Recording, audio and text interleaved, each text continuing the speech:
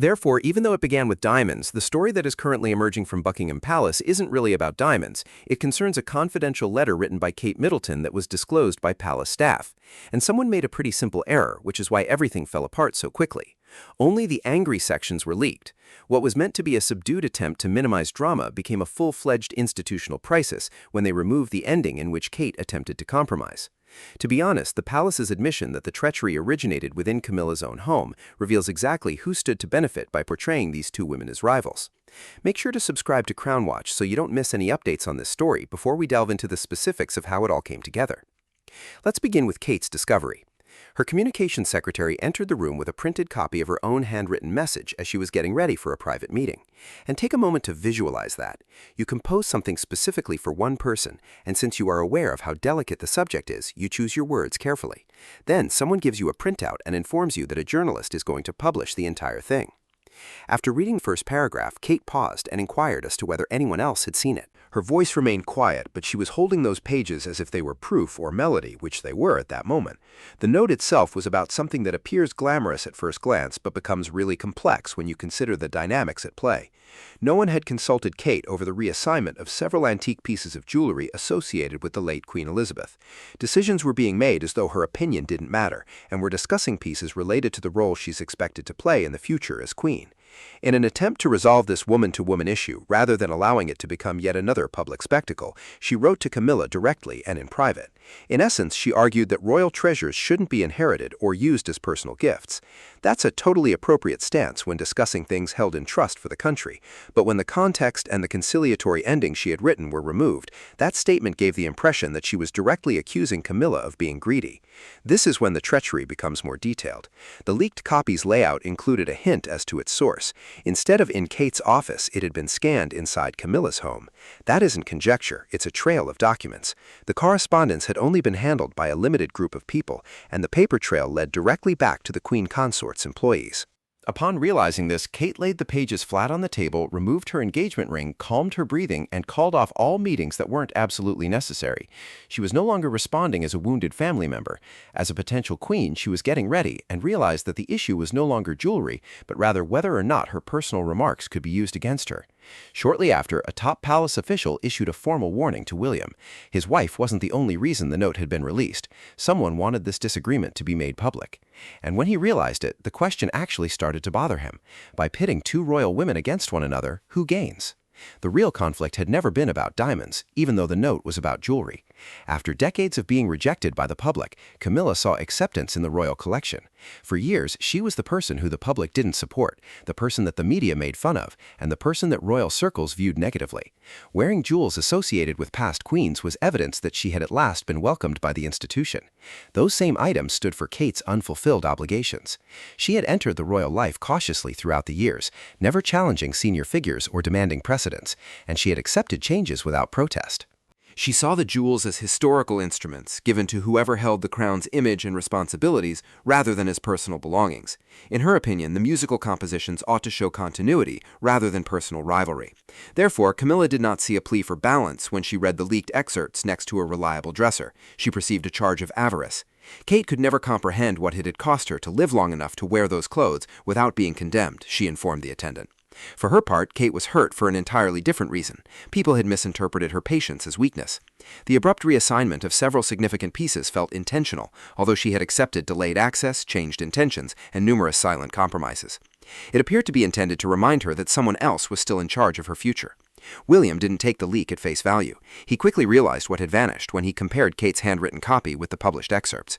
The best lines were still there. The softer end had been cut off. In closing, Kate offered Camilla a private meeting and proposed a mutually beneficial solution that acknowledged her own future duties while honoring the Queen Consort's current function.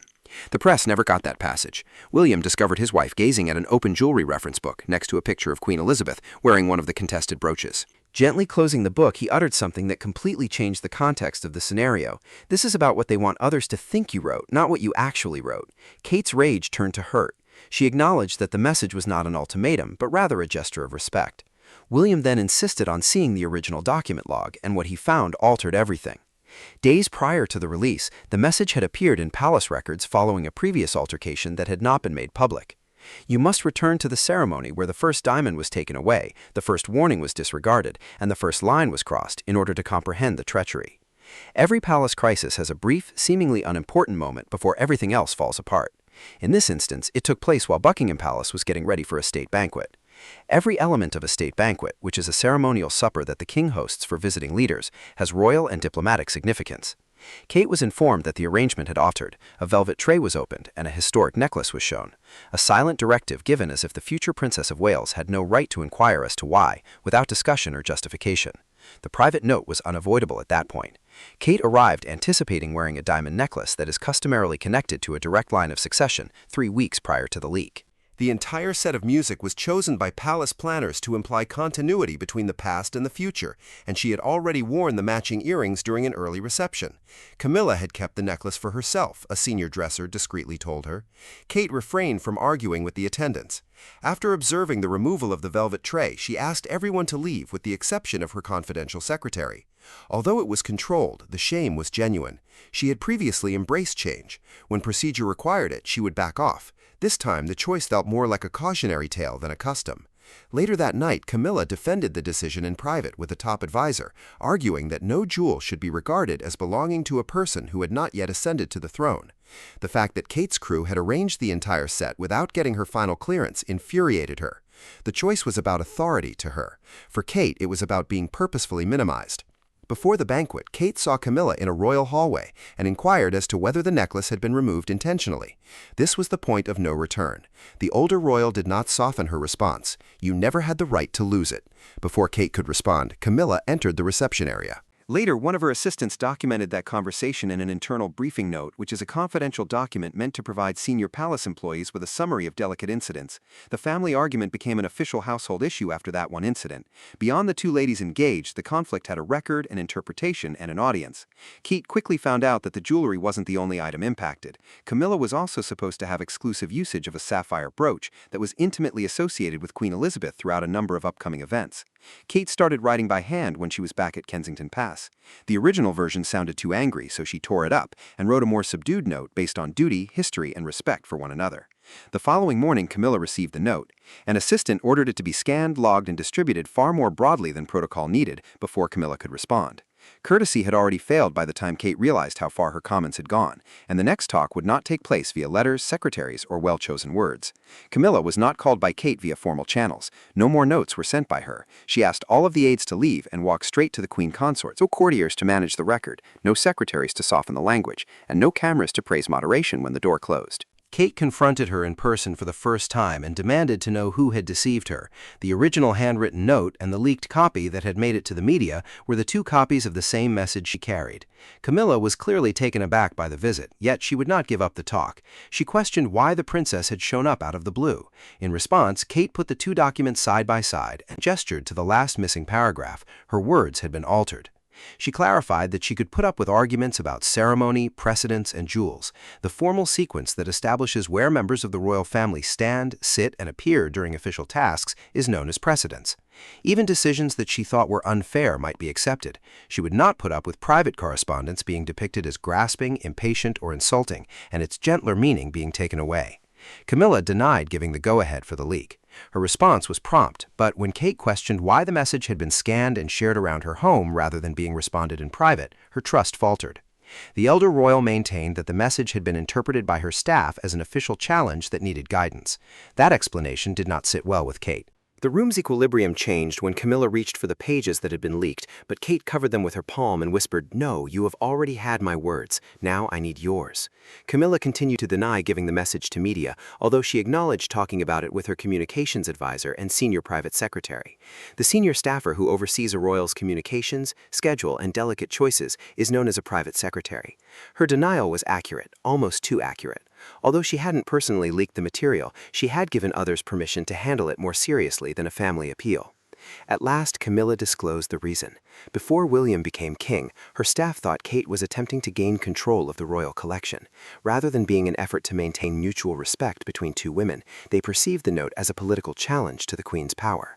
For a split second, Camilla's rage turned to terror. She was aware that her advisors might have worked on her behalf, but exposed her ethically. Kate insisted on knowing the names of all the assistants who had access to the note. Camilla cautioned that a thorough probe may harm Charles and cause instability in both families. Kate walked away without responding. The king came in from the adjacent room as the door opened. One thing was clear from his expression. He'd had enough. Charles had to decide whether to confront the machinery that had acted around Camilla in order to protect her, now that the conflict had entered his personal life. Charles has been protecting Camilla from a harsh world for years. He now had to deal with a threat from within the organization he was in charge of. He would hurt Kate and drive William away if he wrote off the leak as a small domestic error. He could reveal the Queen Consort's closest advisors and cast doubt on her judgment if he authorized a thorough investigation. With a file that could shatter the monarchy in any direction, the king sat between his wife and his heir. Charles recognized the boundaries of formal authority. The sovereign retained control over the royal collection, historical gems, artwork, and ceremonial items, but access was determined by custom, household planning, and the monarch's final consent. The purpose of that arrangement was to maintain order. Rather, it had divided the people closest to the throne into opposing camps. Because he thought that isolation would lessen strife, Charles had granted different royal households a great deal of freedom. In reality, it gave aides the ability to act as gatekeepers, strategists, and defenders. Every office safeguarded the reputation of its principal. Every kept an eye out for any indications of benefit. Calm was what the king had desired. He had established competing centers of power. Without saying anything, Charles read the document access report. He took off his glasses and set them next to the file when he got to the last page. Why was a private message to my wife necessary for 9 people to see? Nobody responded right away. Charles wished Camilla had known nothing. He recalled the years he had vowed to shield her from public rejection and disgrace. It wouldn't seem like a straightforward administrative choice to punish her home. It would seem to cast doubt on her credibility and rekindle the scars they had worked for years to heal. William was determined not to let that anxiety determine the result. He informed his father that Kate's reputation had been purposefully destroyed and her confidence had been betrayed. The investigation later revealed the secret directive. Silence, he cautioned, would send a brutal message. Anyone inside the palace could attack his wife without consequence, provided they claimed to be protecting someone more senior. The scanned memo had been marked for strategic handling by Camilla's senior communications assistant. For a royal household, a communications assistant oversees public statements and media replies. The directive suggested letting certain reporters know that Kate was pursuing claims to the Queen's jewels. Its goal was obvious. The purpose of the disclosure was to undermine her prior to the decision on future allocations. Charles took up his pen and signed the order of suspension. Knowing that the signature would be interpreted as favoring his son's home above his wife's, his hand hesitated before the ink touched the page. Another copy arrived at the press a few minutes later. According to palace communications included in this version, Camilla was aware that her team intended to leverage the conflict in public. With just one signature, Charles had attempted to contain the betrayal, but the second leak turned an internal controversy into a direct challenge to Camilla's integrity. By dawn, the palace was talking about deceit instead of jewelry. Employees ceased to converse freely in the hallways, phones were gathered prior to meetings, former allies started to defend themselves, and every communication that was erased suddenly became important. Camilla had to consider the idea that her closest advisors had compromised Kate's standing in order to bolster their own. Meanwhile, Kate learned that the one thing she had attempted to protect, the family's trust, could still be lost if she prevailed in the fight. Charles imposed limits on both royal families right away. The collection of officials and employees who oversee a senior royal's responsibilities, communications, and public presence is known as the royal household. Every planned decision regarding historic gems was stopped, communications teams turned in their devices, and access to private email was restricted. What had appeared to be a dispute between two women had turned into a crisis concerning the equipment in their immediate vicinity. Just as suddenly, the public narrative shifted. Kate had been depicted in early headlines as demanding and impatient. The second leak revealed intentional media management, internal directions, and missing paragraphs. All of a sudden, it didn't matter whether the princess had asked for too much. It concerned whether palace officials had twisted her statements to preserve their own power. Camilla called her senior secretary and posed a direct query. Had the campaign against Kate been justified by her name? He paused. She learned everything from that pause. The Queen Consort realized that those who thought they were protecting her had stolen her power. Despite receiving encouraging messages, Kate did not feel triumphant. She explained to William that she had desired responsibility rather than the devastation of another family. The prince listened, but when he saw the most recent email, his face became stern. It said Camilla's team wanted to dispel the idea that Kate is the most important person. The language indicated that the Queen was aware that a campaign was being considered, but it did not prove that she approved of the leak. Camilla went back to the contested necklace on her own. She took it out of the wardrobe selection for the evening, put it back in its case, and carefully closed the lid. She then told her dresser that until the review was over, no historic treasure would be worn. The most profound treachery soon emerged. When speaking to Camilla, the communications advisor had overstated Kate's demands, and when briefing media, she had overstated the Queen's rage. He was invaluable because kept both women suspicious. William didn't blow up, he became colder. He discovered that the palace offered to contain conflict after rewarding advisors who caused it. The assistant was fired. Resigning, Camilla's senior secretary took responsibility for using personal remarks into a weapon. Camilla sent Kate one last request that night. Between them, there were no documents, no assistants, and no ruler. Only the two women remained when the leak's designers were eliminated, and neither could undo the damage without acknowledging what she had been afraid of all along. No accusations were made at the start of the second meeting. There were no folders on the table, there were no prepared comments from private secretaries waiting outside. Camilla ignored even her personal attendant when Kate showed there by herself. Neither woman spoke for a few seconds. Something much more agonizing had come to light as a result of their conflict about gems. One worried being overthrown before her rule ended, while the other feared being weakened before it had even started. Rather of a traditional audience chamber, Camilla had opted for a tiny sitting room. Rank and protocol influence every conversation in an audience chamber, a ceremonial space used for formal meetings. It was not necessary for this discussion. Kate saw right away that the contested diamonds were missing. No reference books, velvet cases, or consultants were present to clarify what either woman had meant.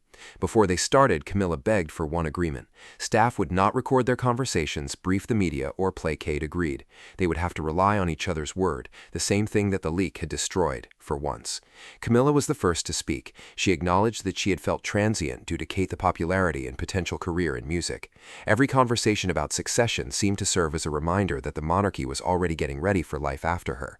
After years of battling for acceptance, the queen consort now dreaded becoming into a bridge that everyone crossed before forgetting who had brought them there.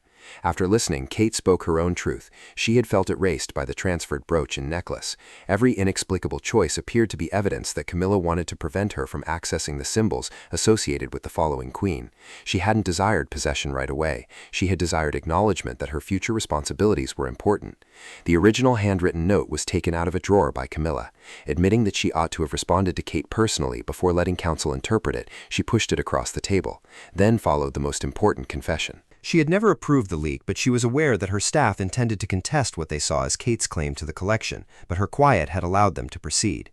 Kate didn't ask to be humiliated. She did not request that Camilla be excluded from making decisions going forward. Rather, she suggested a formal policy that would prohibit royal employees from utilizing private family letters in any kind of media campaign. Camilla had anticipated giving up. A boundary was given to her. Kate's anger turned into controlled resolve, and her posture softened. The contested jewelry would not be worn in the upcoming state event, the women decided. Instead of selecting a jewel based on rank, each would select a different jewel related to service. Private peace was brought about by their agreement, but the controversy was at its height outside the palace. Beyond the gates, the leaked message had turned into a national debate about power, privacy, and who actually represented the future of the kingdom, even though the confrontation had ended behind closed doors. Britain discussed a private memo it was never supposed to read for 48 hours. Kate was viewed by some as a future queen who would uphold tradition. Others perceived Camilla as a lady defending the honor of her current position. But neither another leaked paragraph nor an anonymous briefing caused the public opinion to change. One deliberate look, one obvious gesture, and one picture outside Buckingham Palace that conveyed a more potent narrative than any headline caused it to change. Hour by hour, broadcasters recreated the scandal. They located the resignation, the suspended communications aide, the handwritten note, and the missing last paragraph inside Camilla's home. Then, in a brief statement, Buckingham Palace confirmed that private letters had been handled improperly and that contact between royal offices would be governed by new security measures. Although the comment was moderate, it carried a serious message. The palace acknowledged that internal betrayal had occurred. The rage was better expressed in one morning newspaper. The front page featured Kate clutching the documents that had been released under 4 words, their weapon. The debate abruptly shifted. This was no longer just a disagreement over a necklace, but it was now a tale of institutional power being perverted from personal trust. A small group of people gathered behind the barricades outside Kensington Palace. There were flowers left by others, but no hurtful remarks directed at Camilla. One woman carried a homemade sign that said, "Privacy is not disloyalty." For Kate, that constraint was important. She became increasingly uneasy as she watched the coverage and advised her staff not to promote commentary that portrayed one woman as successful while the other was defeated. She desired responsibility rather than retaliation, masquerading as public support. Camilla experienced the pressure in a different way. She was afraid that being next to Kate would come across as fake, contrived, and desperate. The queen consort debated calling off their planned reception for a few minutes. Then she realized that the very individuals who had orchestrated the fight would regain control of in the absence. Camilla stopped before going inside an event celebrating women in public service and let Kate walk next to her instead of behind her. For a moment, the princess's arm was touched by. The contested gems were not worn by either woman. Kate selected a straightforward pearl brooch that is connected to peaceful service. Instead of choosing from the royal collection, Camilla chose a small item from her own family. Both women conveyed the same message without making any more statements. They would no longer be represented by the gems. The public became sympathetic to Kate's self-control, and Camilla regained cautious respect for supporting her after taking accountability. The palace had made it through the headlines, but that was not the end of the matter. When the appearances came to an end and the display cases were sealed once more, the decisions were made based on who had the courage to give up battling for the diamonds, rather than who was wearing them. The purpose of the leaked message was to undermine Kate. Rather, it exposed the discipline that lay behind her quiet. It was intended to safeguard Camilla's standing. Rather, it made her face the insecurity that surrounded it. Additionally, the purpose was to use royal heritage as a weapon between two women. Rather, it revealed the advisors who benefited from division. The jewels had virtually vanished by the time the palace made its final ruling. Who had won trust and taken responsibility was what mattered. Charles called a meeting with Kate and Camilla. A communications protocol, a regulation governing royal letters, was placed on the table by the monarch, who then signed it. Without explicit permission, no private correspondence between senior royals may be duplicated, shared, or utilized for public relations purposes. He gave both women a clear look before rendering a decision. No home would harm one member of the family in order to defend another. Charles affirmed that he will continue to have authority over the jewels and ceremonial items in the royal collection. However, future choices pertaining to succession-related pieces would need to be discussed with both ladies. Neither party won as a result of the arrangement. It put a stop to the quiet that had fostered competitiveness among courtiers. Kate never requested ownership of the contested necklace. Her triumph was more profound. The palace realized that competing aides could not limit or regulate her future position. William comprehended. The prince observed that his wife had become stronger, not because she had vanquished Camilla, but rather because she had refused to use betrayal as a means of retaliation. His faith in her capacity to hold the throne grew.